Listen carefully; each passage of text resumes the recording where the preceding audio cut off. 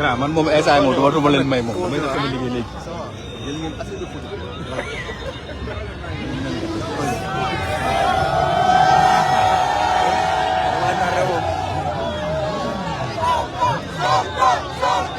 alaaj.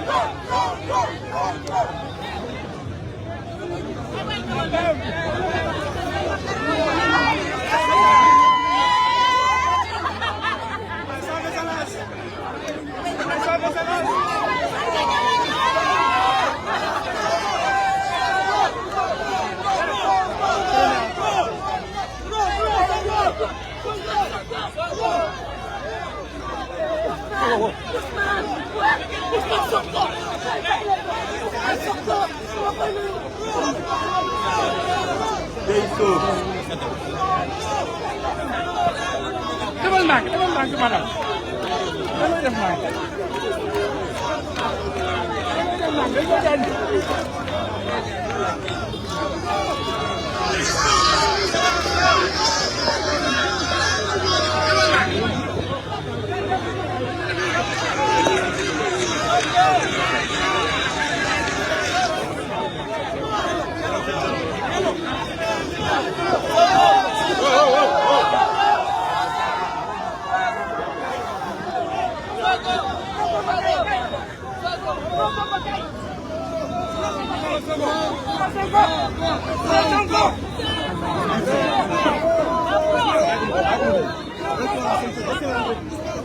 Choisir de consacrer cette journée à l'arbre n'est pas anodin.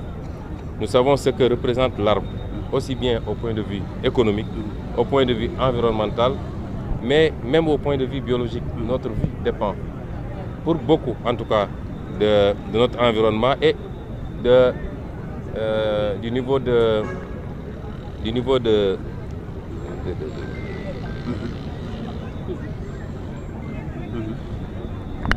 notre environnement et du niveau d'occupation végétale dans cet environnement-là.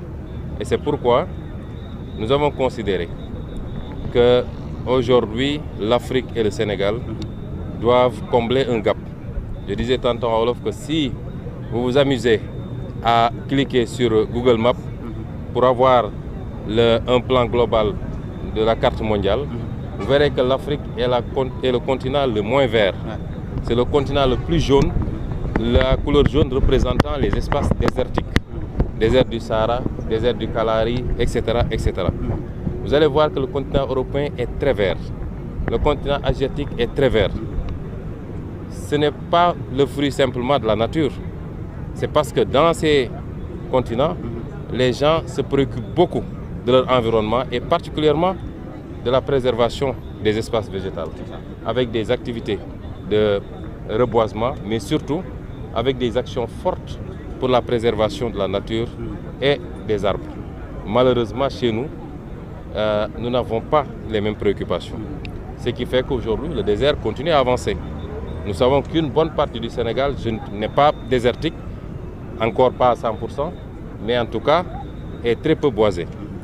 Il nous faut aujourd'hui travailler à rattraper ça. D'où la pertinence d'ailleurs du programme de la Grande Muraille Verte, dont le directeur général est ici, qui est l'un des meilleurs programmes qu'on ait initié dans ce domaine et qu'il faut aujourd'hui revitaliser, revivifier, renforcer à tout point de vue pour que du Sénégal à la pointe de l'Afrique, à la corne de l'Afrique, nous puissions avoir une muraille verte qui puisse constituer une barrière par rapport à l'avancée du désert.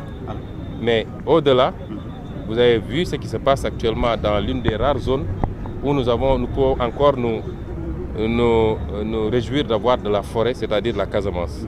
Vous avez vu les activités de déforestation massive, où on coupe du bois, quelquefois en passant par les frontières et les pays voisins, et qu'on continue à laisser des espaces totalement vagues qui, demain, pourraient constituer le début d'un désert et qui avancerait progressivement. Et je félicite monsieur le ministre de l'Environnement et tous ses services pour les actions acharnées. Il revient d'ailleurs de tourner dans ce cadre-là pour mettre un terme, quand nous allons redoubler ces efforts à déployer avec les forces armées, avec les eaux et forêts et tous les services pour mettre un terme définitivement à cela. Et sur un autre plan maintenant, encourager les Sénégalais. Reboiser n'est pas difficile, ce n'est pas un programme extraordinaire. Chacun peut s'adonner à cette activité à sa manière et selon son périmètre.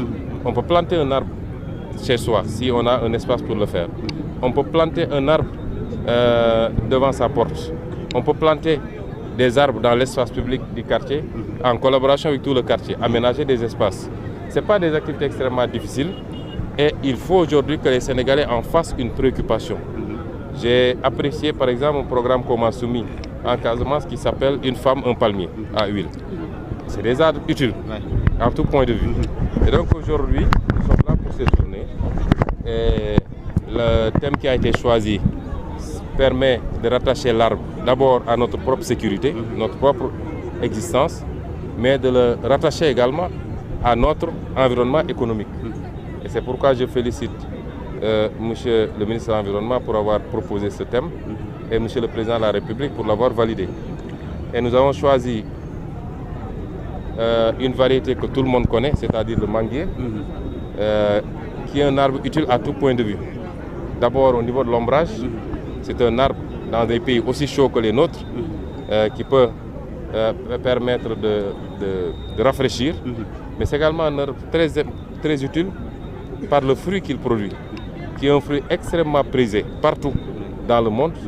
Je ne connais pas de zone où les gens ne consomment pas de mangue, qui peut aujourd'hui porter notre consommation vers cette politique d'autosuffisance que nous appelons, autosuffisance alimentaire, je veux dire, souveraineté alimentaire, faciliter également l'enrichissement de notre alimentation par la diversification, qu'on ne se limite plus à manger du riz, on boit le thé, on s'en va, mais que les Sénégalais puissent aujourd'hui s'habituer également au dessert, qu'il soit en tout cas généralisé au point d'être accessible à tous les Sénégalais. C'est un arbre qui peut nous permettre d'accélérer également l'industrialisation par la transformation en jus de fruits.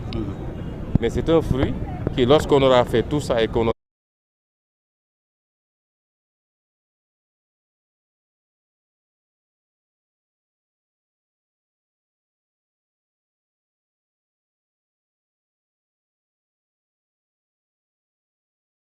nos rentrées en devises. Donc à tout point de vue, c'est un arbre utile.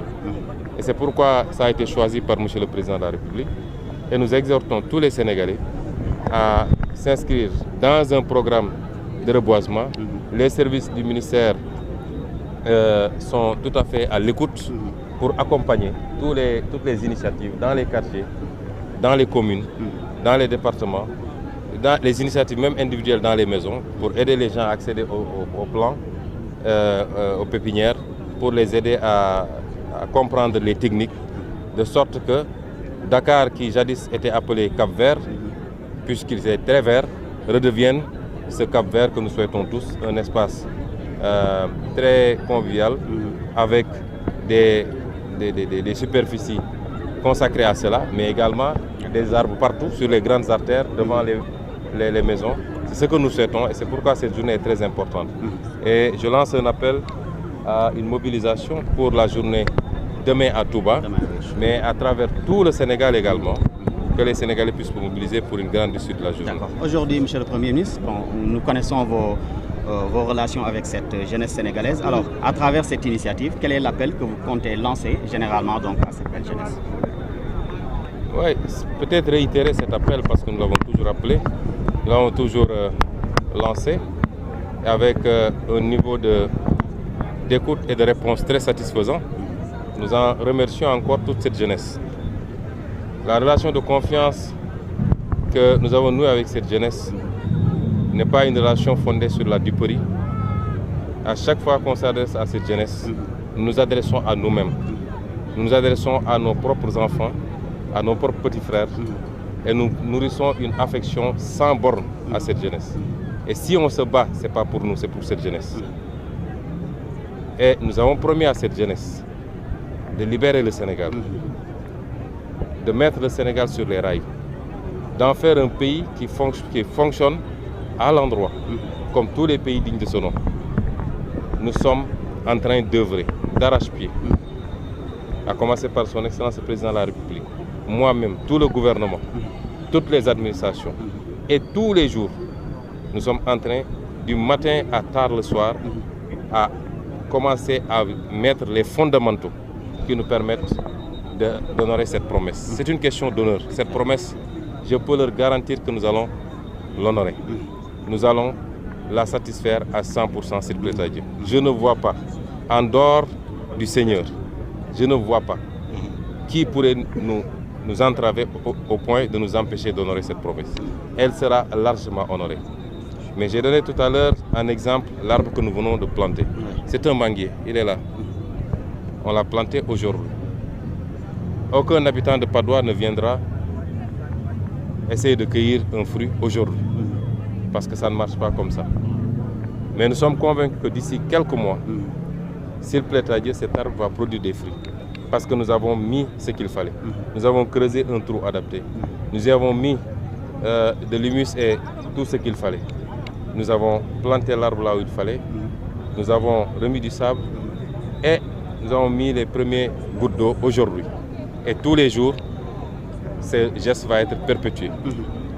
Et nous savons que si ça se fait comme ça, il n'y a rien qui puisse empêcher que d'ici quelques mois, les gens puissent commencer à récolter les fruits. Construire un État ou reconstruire un État obéit exactement à la même logique. Aujourd'hui, nous avons trouvé un État en ruine. Et les Sénégalais en sauront quelque chose dans les jours à venir. Je l'ai dit l'autre jour. Nous dirons aux Sénégalais ce qui se passe. Notre silence ne doit pas être interprété en autre chose qu'un travail méthodique et sérieux de dressage de l'état des lieux. Et quand on aura fini, pour ne pas dire qu'on a quasiment fini, nous dirons aux Sénégalais, de manière transparente, voilà ce qu'on vous a caché, voilà la situation du pays. Et toutes les conséquences qui vont avec vont être tirées. Mais il est important que cet exercice soit fait. Et au même moment où on faisait cet exercice, nous avons fait un travail, démarré un travail très profond de rattrapage sur un certain nombre de choses qui, s'ils n'avaient pas été corrigés, auraient pu nous conduire tout droit vers la catastrophe. Et tout ça sera expliqué aux Sénégalais le mois venu, c'est-à-dire très bientôt. Et au même moment, nous avons travaillé à jeter les bases des fondamentaux qui nous permettent, sur le plan de la bonne gouvernance, sur le plan de la réduction du train de vie de l'État, sur le plan des mesures à prendre pour commencer à soulager les Sénégalais par rapport au coût de la vie. Et ce ne sont que des mesures, les premières mesures, comme l'a dit M. le Président de la République, ainsi de suite. Et sur le plan des projections, l'opérationnalisation du programme, qui fera l'objet d'une présentation globale dans les toutes prochaines semaines aux Sénégalais et à nos partenaires partout dans le monde. Je peux les rassurer qu'aujourd'hui, le Sénégal attise tous les intérêts, toutes les convoitises. Du matin au soir, nous accueillons des investisseurs crédibles, nationaux comme internationaux, des partenaires bilatéraux comme multilatéraux. Nous sommes en train juste de réinitialiser le logiciel qui n'était pas bon, de remettre les fondations pour pouvoir mettre des briques et avoir un bâtiment qui aille le plus loin possible en hauteur, mais qui soit le plus solide possible. Et ça, nous le ferons avec cette jeunesse. Mais en attendant, nous continuons à appeler cette jeunesse à faire bloc autour de ceux à qui ils ont fait confiance, de ne pas prêter attention à la diversion. Je crois que tous ceux qui ont tendance à parler ont déjà prouvé ce qu'ils étaient capables de faire ou ce qu'ils étaient incapables de faire. L'histoire est encore là, très fraîche. Je pense que ce n'est pas la peine de perdre beaucoup de temps à essayer de répondre à ces gens-là. Parce qu'ils veulent simplement détourner cette jeunesse des objectifs que nous nous sommes mutuellement fixés. Nous avons, avec cette jeunesse-là, pendant 10 ans, méthodiquement construit un projet, un programme, et nous sommes fixés un cap. Je veux dire à ces jeunes de rester focus, concentrés sur ce cap, de faire bloc derrière les leaders qu'ils ont mis au pouvoir, qui ne sont pas au pouvoir pour en jouir. Nous ne voulons absolument rien venant du pouvoir. Nous ne nous enrichirons jamais et nous ne tolérerons aucun acte d'enrichissement personnel dans cette gouvernance. Nous sommes là pour servir ce peuple qui le mérite. Nous avons un très grand peuple, respecté par le monde entier. Le président de la République a tendance à m'expliquer, à chaque fois qu'il se déplace dans des sommets où il y a énormément d'autorités étatiques qui se retrouvent. Mais il fait l'attraction. Tout le monde veut parler au président du Sénégal, féliciter le peuple sénégalais de sa grandeur, de ce qu'il a pu réaliser. Et tout le monde s'intéresse aujourd'hui au Sénégal. Et ça, si on en est là, c'est pas le mérite des hommes politiques, c'est le mérite du peuple sénégalais. Et ce peuple mérite aujourd'hui que les hommes politiques que nous sommes se sacrifient enfin pour lui servir ce qu'il attend depuis longtemps, c'est-à-dire une gouvernance assainie, une gouvernance vertueuse, mais une gouvernance axée exclusivement sur les intérêts des Sénégalais. Que tout ce qui nous appartient, nous puissions en jouir le maximum.